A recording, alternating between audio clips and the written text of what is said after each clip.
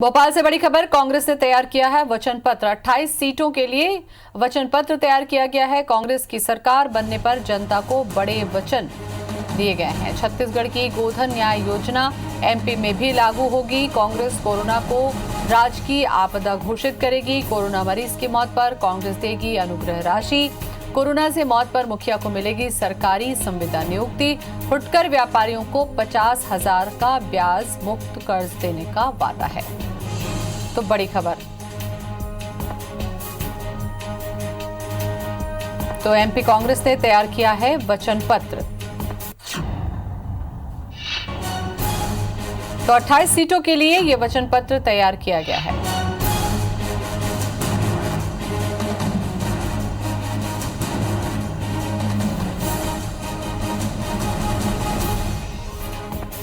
और इसी खबर पर ज्यादा जानकारी के लिए भोपाल से जुड़ रहे हैं हमारे संवाददाता नवीन सिंह। नवीन, 28 सीटों के लिए ये जो वचन पत्र तैयार किया गया है, जाहिर सी बात है कि कांग्रेस सत्ता में वापसी चाहेगी, लेकिन इतने बड़े बड़े वचन दिए गए हैं, इसमें क्या लगता है आपको, क्या ये संभव हो सकता है?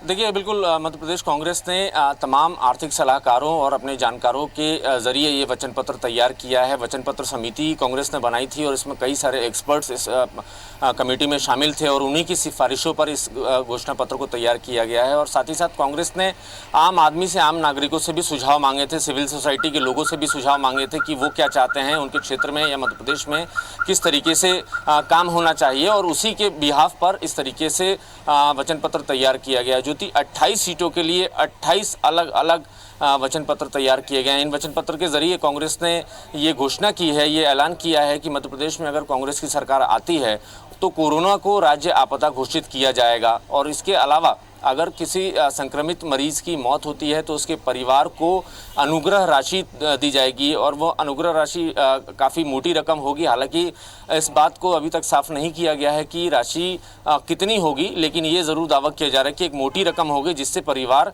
वापस मजबूत हो सके। इसके साथ साथ जिस संक्रमित मरीज की मौत हुई है उसके परिवार के एक सदस्य को सरकार संविदा पर नियुक्त करेगी मध्य प्रदेश शासन में।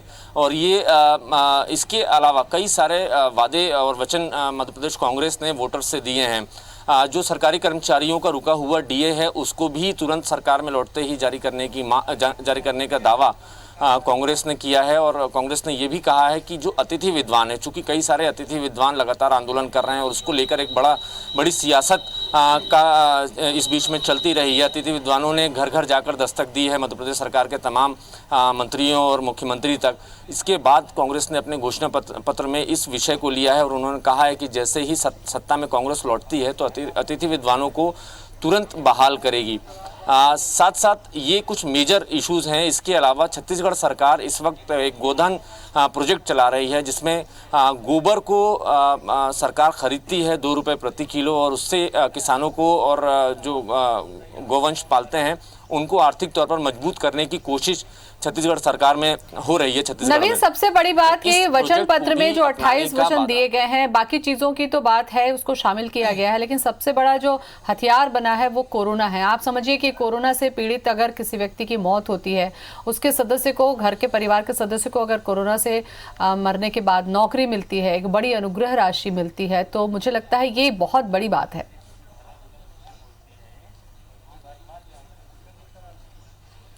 बिल्कुल, सरकार ने, मध्य प्रदेश कांग्रेस ने तमाम तरीके से रिसर्च की है, अपने कई सारे विश्लेषक मैदान में भेजे थे, कई सारे एक्सपर्ट्स भेजे थे, और इन तमाम जो वचन हैं इनको पूरा करने में कितनी राशि का खर्चा आ सकता है, किस तरीके से सरकार काम कर सकती, कितने बजट की उम्मीद सरकार कर सकती इन खर्चों के मुताबिक, तो उसको लेकर जितनी भी सिफारिशें आई, जितने भी सुझाव आए, उसके बाद कांग्रेस ने अपना वचन पत्र लॉन्च किया। हालांकि इसकी ऑफिशियल लॉन्चिंग कुछ दिनों में होनी है, लेकिन वचन पत्र का जो कंटेंट है और वचन पत्र की कॉपी ABC24 के पास है, उसमें साफ तौर पर लिखा हुआ है कि कोरोना संक्रमित मरीजों की अगर मौत होती है तो उसके परिवार को अनुग्रह राशि मिलेगी। ये साफ नहीं है कितनी राशि होगी, लेकिन सरकार को अंदाजा है कि मध्य प्रदेश में जिस तरीके से मौतें हो रही हैं, जिस तेजी से मौतें हो रही हैं, उसके बाद अगर इस तरीके से एक राशि हर मृतक परिवार को अगर दी जाए तो कितने का बजट का वजन पड़ सकता है मध्य प्रदेश के खजाने पर।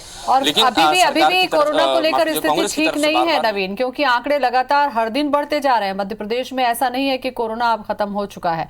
इस लिहाज से ये जो वचन पत्र है बड़ा सोचने समझने वाला होगा। बहुत बहुत शुक्रिया आपका फिलहाल तमाम जानकारी के लिए।